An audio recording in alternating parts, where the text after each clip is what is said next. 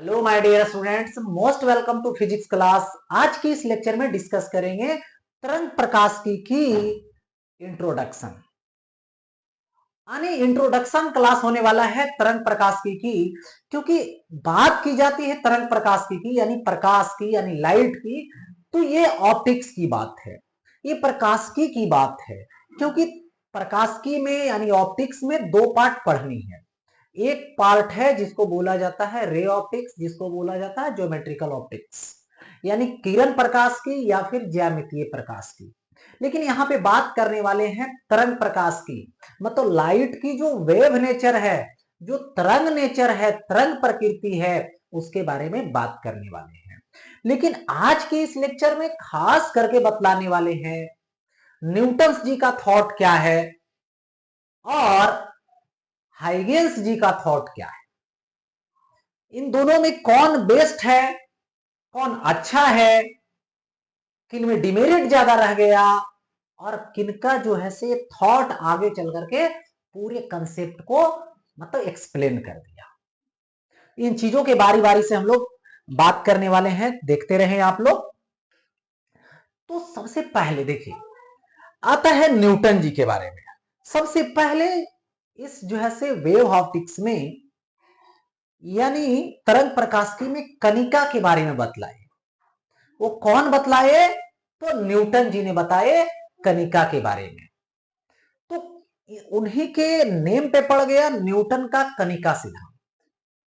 उनका क्या मानना था ये समझने, सबसे पहले उन्होंने बतलाए कि प्रत्येक प्रकाश स्रोत से असंख्य मतलब अनगिनत, माने जिसको काउंट नहीं कर सकते हैं, अनगिनत सूक्ष्म माने बहुत ही छोटा, ठीक है, हल्का और अदृश्य मतलब जिसको देख नहीं सकते, बस फील कर सकते हैं, ठीक है, अदृश्य कण सतत मतलब लगातार निकलते रहते हैं।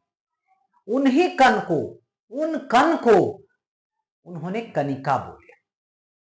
और देखा जाता है कि जैसे देखिए सपोज दैट ये बल्ब है और इस बल्ब से प्रकाश निकल रही है, तो इस प्रकाश स्रोत से ऐसे देखिए,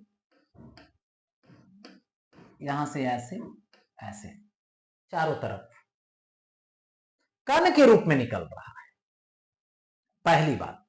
दूसरी बात उन्होंने बतलाए कि ये कणिकाएं प्रकाश के वेग से सभी दिशाओं में सरल रेखाओं में गति करते हैं, यानी सभी दिशा में निकल रहे हैं और सरल रेखा में गति कर रहे हैं। तीसरी बात उन्होंने बतलाई, जब ये कणिकाएं नेत्र की रेटिना पर आती है तो हमें वस्तु दिखाई देने लगती है। मतलब ये जो कणिकाएं हैं वो जब हम किसी वस्तु से टकराती है और टकराने के बाद हमारी आंखों तक पहुंचती है, तो जब जो है से मानव नेत्र के अंदर लेंस से गुजरती है तो रेटिना पर जाके आपतित होती है, गिरती है, पहुंचती है, तो हम लोगों को वस्तु दिखाई देने लगती है, ये उन्होंने बोले। फिर चार नंबर में बताया उन्होंने, चौथे नंबर में भिन्न भिन्न रंग, जैसे देखिए प्रकाश क्या होता है, प्रकाश का रंग अलग अलग होता है, तो भिन्न भिन्न जो रंगों के प्रकाश की कणिकाएं हैं वो भिन्न भिन्न आकारों की होते हैं। यानी उनका सीधा सीधी मानना था कि जो प्रकाश की रंग होती है वो कणिकाएं के आकार पर निर्भर करता है। कणिकाएं की आकार अलग अलग होती है, इसीलिए प्रकाश की जो रंग है वो अलग अलग होती है। लेकिन ऐसा होता नहीं है, प्रकाश की जो रंग है वो तरंग दैर्ध्य पर निर्भर करता है, वेवलेंथ पर निर्भर करता है, ठीक है। ये चीजें उन्होंने बताई, न्यूटन जी का कणिका सिद्धांत बता। अब देखिए आगे बढ़ते हैं, जो न्यूटन जी का कणिकावाद सिद्धांत है, कणिकाएं सिद्धांत है, कुछ चीजों को एक्सप्लेन किया, यानी कुछ चीजें उसके हिसाब से जो है से हम लोग एक्सप्लेन कर पाते हैं, फॉलो कर पाता है वो, और कुछ चीजें जो है से वो एक्सप्लेन नहीं कर पाता है, जो कनिकावाद सिद्धांत है।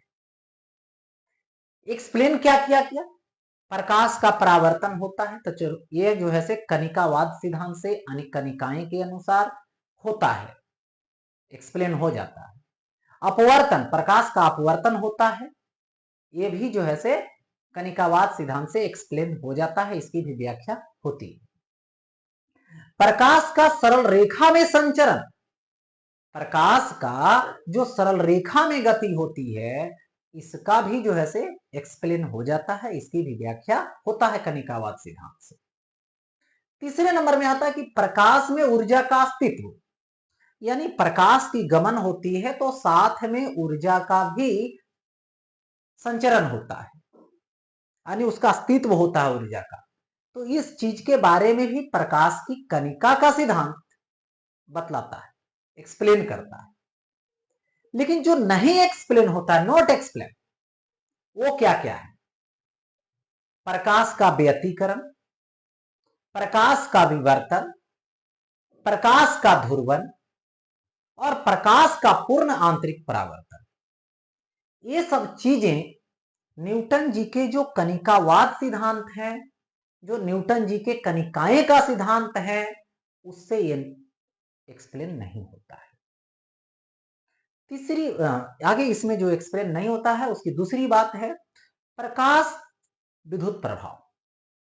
प्रकाश की जो विद्युत प्रभाव है, इससे जो है एक्सप्लेन नहीं होता है, क्योंकि प्रकाश का जो विद्युत प्रभाव है वो निर्भर करता है कण प्रकृति पर, प्रकाश के कण प्रकृति पर, फोटॉन पर। अब आता है तीसरे नंबर में, देखिए विरल माध्यम में प्रकाश की चाल सघन माध्यम की अपेक्षा अधिक होता है।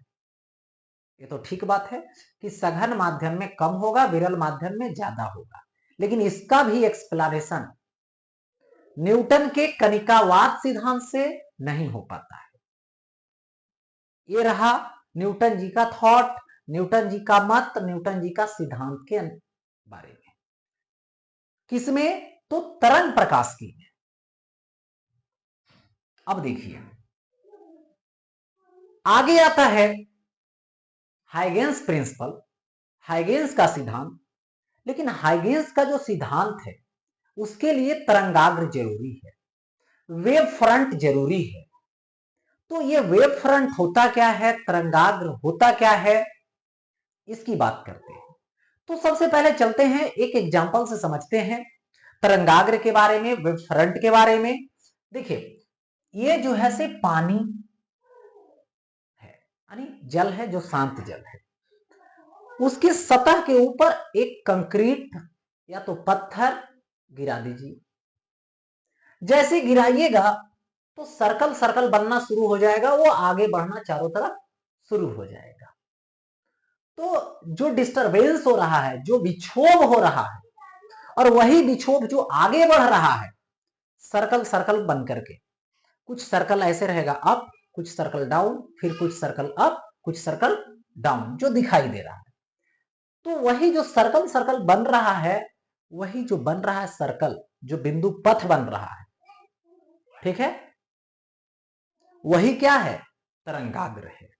यानी सिंपल देखिए, जैसे यहां पे सपोज कीजिए कि ये पानी का सतह है, ठीक है, और इस पानी के सतह के ऊपर, ठीक है, कंक्रीट को गिराया, मैंने किसी कंक्रीट को गिराया यहां पे सपोज, तो जहां पे गिरेगा वो हो गया सेंटर, या तो तरंगाग्र का सोर्स, यानी तरंगाग्र का स्रोत बनेगा वो, और इसके चारों तरफ इस तरह से सर्कल सर्कल सर्कल बनना शुरू हो जाएगा सतह पर, ठीक है।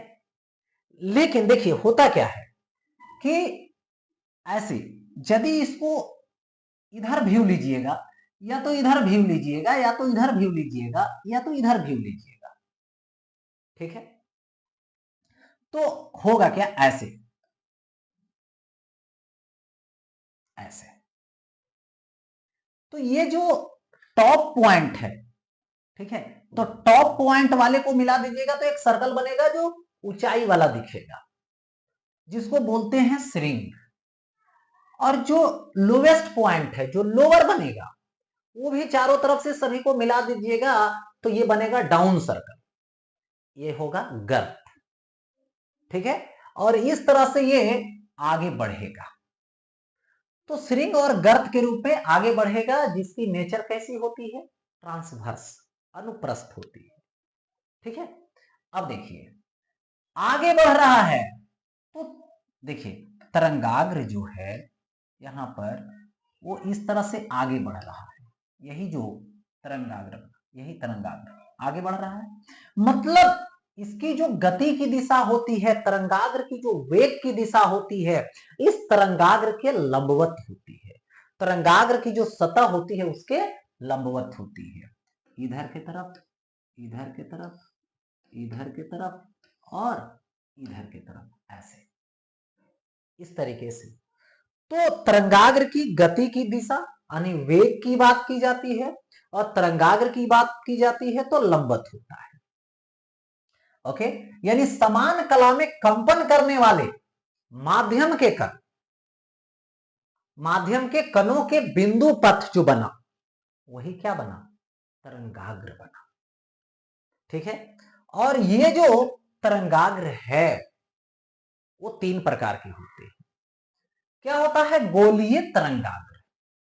गोलीय तरंगाग्र का मतलब होता है कि जब जो है से बिंदु क्या रहेगा, बिंदु रहेगा, बिंदु स्रोत रहेगा, पॉइंट सोर्स रहेगा, तो ये अपने चारों तरफ जो तरंगाग्र बनाएगा वो कैसा बनाएगा, तो गोलाकार बनाएगा, जिसके कारण इसका नाम रखाया गोलीय तरंगाग्र।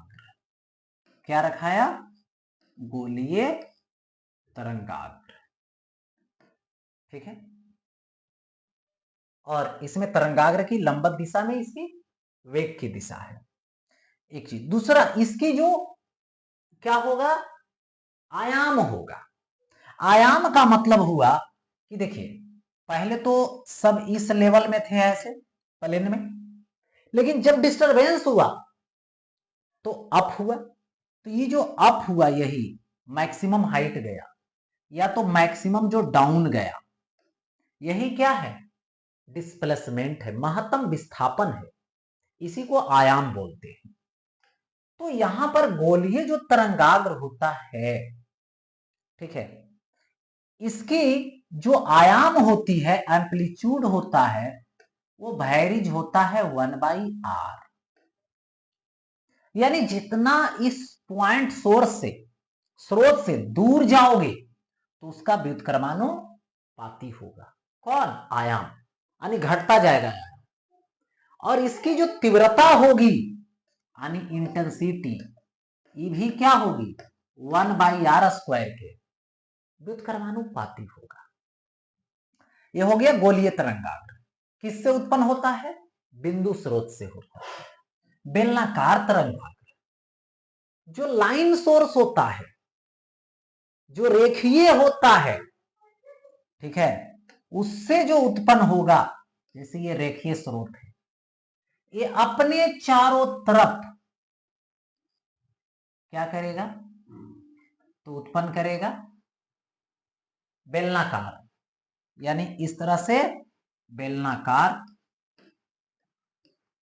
उत्पन्न करेगा, बेलनाकार उत्पन्न करेगा,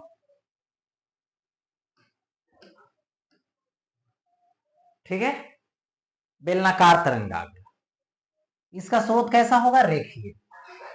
इसकी जो आयाम होगी वो वैरीज 1/√r होगा, और इसकी जो तीव्रता होगी वो वैरीज 1/r होगा। यानी तीव्रता दूरी के व्युत्क्रमानुपाती होगा, यहां पर वर्ग के व्युत्क्रमानुपाती। अब आता है समतल तरंगाग्र। देखिए यही गोलीय तरंगाग्र और ले लिया जाए सिलिंड्रिकल यानी बेलनाकार तरंगाग्र, दोनों में से किसी को कंसीडर कीजिए और वो यदि अनंत पर चला जाएगा, अधिक दूरी पर चला जाएगा, तो उसका कोई भी पार्ट काटिएगा छोटा छोटा तो एक समतल बन जाएगा और वही क्या हो जाएगा, यहां पर समतल बन जाएगा। कहीं पर काटिएगा तो यही बन जाएगा समतल तरंगाग्र और इसमें दिशा ऐसे होगी। ठीक है, और इसमें यदि आयाम की बात की जाएगी तो ये कैसा होगा, नियत होगा। इसकी तीव्रता की बात की जाएगी तो तीव्रता भी कैसी होगी, नियत होगी। ओके, ये चीजें हो जाता है। अब इसी पे आधारित हाइगेंस जी का सिद्धांत आता है, जिनके नेम पे क्या पड़ता है, प्रकाश का तरंग गति सिद्धांत।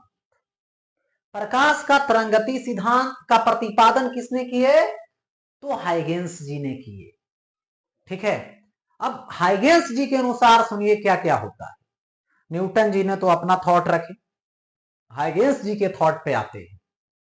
प्रकाश का तरंग गति सिद्धांत में इन्होंने सबसे पहले बताए कि प्रकाश माध्यम में तरंगाग्र के रूप में गमन करता है, जो मैंने अभी तरंगाग्र बताया पीछे, उस रूप में गमन होता है।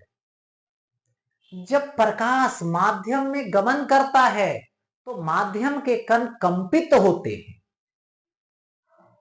ठीक है, ये चीजें माने कंपन होता है। तरंगाग्र पर स्थित प्रत्येक बिंदु द्वितीय तरंगिकाओं का स्रोत होता है। मतलब तरंगाग्र पर स्थित यदि बिंदु हम ले ले, प्रत्येक बिंदु, तो वो जो है से एक सेकेंडरी वेव सोर्स की तरह, यानी तरंगाग्र का जो प्रत्येक बिंदु होगा वो जो है से द्वितीय तरंगिकाओं का स्रोत बन जाता है, स्रोत की तरह बिहेव करता है, ये उन्होंने बताया। इसके बाद बताए कि तरंगाग्र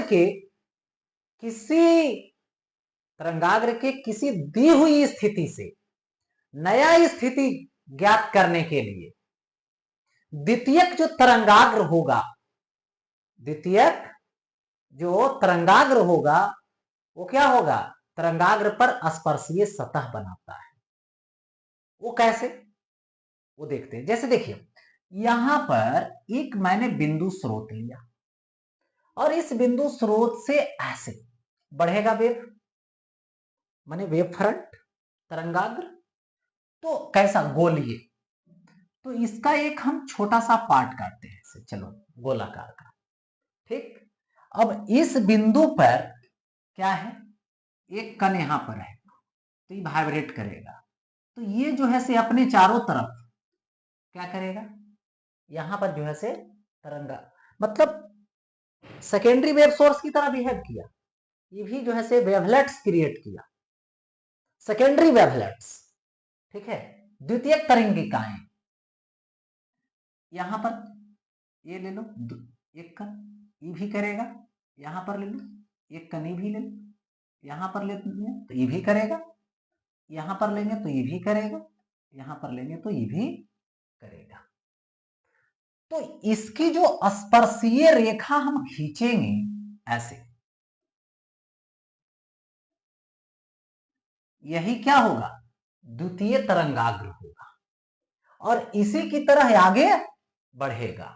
देखिए फिर क्या होगा कि इसके जो है से यहां पर एक बिंदु ले लें, माने कण ले लें, तो ये जो है से अपने चारों तरफ, फिर ये अपने चारों तरफ, फिर यहां पर ये भी कण, ये भी कण, ये भी कण, ये भी कण, ये भी कण, ऐसे क्या करेगा, तरंगाग्र द्वितीय जो है से तरंगिकाएं की स्रोत की बात करेंगे, है ना, सेकेंडरी वेवलेट्स की तरह ये क्रिएट करेगा। और फिर यहां पर क्या होगा कि इसका जो है से स्पर्शीय रेखा, स्पर्शीय जो है से सतह बनाते हैं, रेखा नहीं सतह बनाते हैं। ठीक है, तो ये क्या हो गया, तरंगाग्र हो गया। इसी तरह से ये क्या होगा, आगे बढ़ेगा। और यही यदि समतल वाले की बात करने, देखिए तो यहां पर आगे बढ़ता तरंगाग्र में, तो इसका बिंदु ऐसे, अच्छा इसका दूसरा बिंदु, ये भी वाइब्रेट करेगा, ये भी करेगा, ये भी अपने जो है से सेकेंडरी वेवलेट्स क्रिएट करेगा, सेकेंडरी वेवलेट्स क्रिएट करेगा। फिर क्या करेंगे, इसका स्पर्शीय सतह खींच देंगे, फिर आगे हर बिंदु का इसका भी वही हिसाब किताब होगा जो आगे चलते जाएगा। ठीक है, इसका भी बिंदु लोगे यदि, तो सपोज कीजिए जैसे ये बिंदु सेकेंडरी वेवलेट्स की तरह, ठीक है, सेकेंडरी वेवलेट्स की तरह, सेकेंडरी वेवलेट्स की तरह, और फिर इसका भी क्या कर देंगे, स्पर्शीय सतह खींच देंगे, खींच दिया। तो इस तरह से ये आगे की ओर जाएगा। ओके, अब देखो ये जो हाइगेंस जो प्रिंसिपल था, इनका ये स्टोरी था। इसी के साथ ये टॉपिक यहाँ पे एंड होता है, लेकिन जाते जाते एक बात बता दूं कि हाइगेंस जी का बहुत सारे चीजों में जो है से वैलिड हो गया, एक्सप्लेन कर दिया, लेकिन जो विद्युत धारा सॉरी विद्युत प्रभाव है प्रकाश का विद्युत प्रभाव, उसको एक्सप्लेन करने में सक्षम नहीं हुआ। कौन? तो हाइगेंस जी का थ्योरी।